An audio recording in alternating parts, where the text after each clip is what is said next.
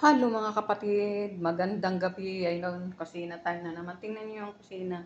Pinull out yung rep namin, nasira.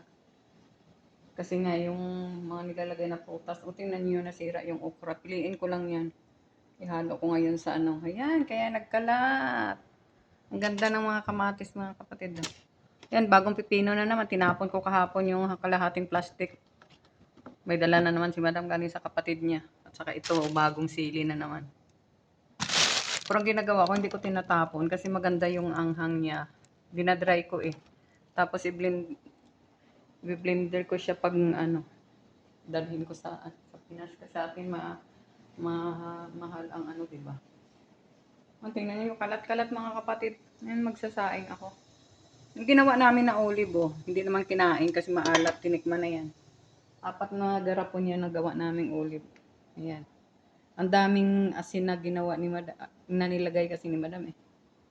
Ayan mga kapatid, ang daming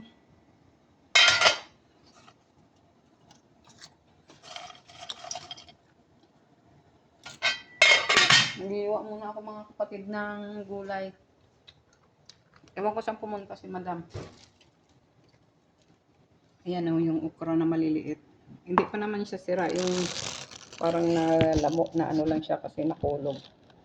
Sayang eh, sariwa. Ayan o.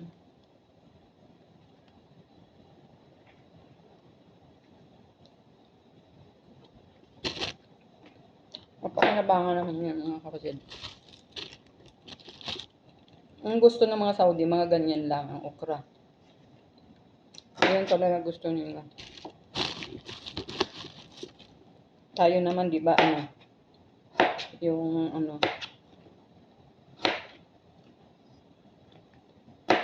gusto nila maliliit lang.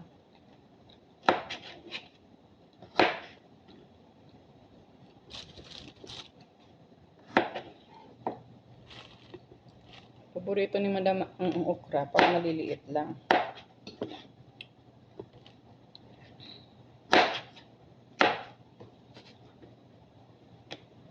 Come on everybody! Nasira ang okra. Diba? Ano hindi naman siya sira? Oh, pwede pa yan.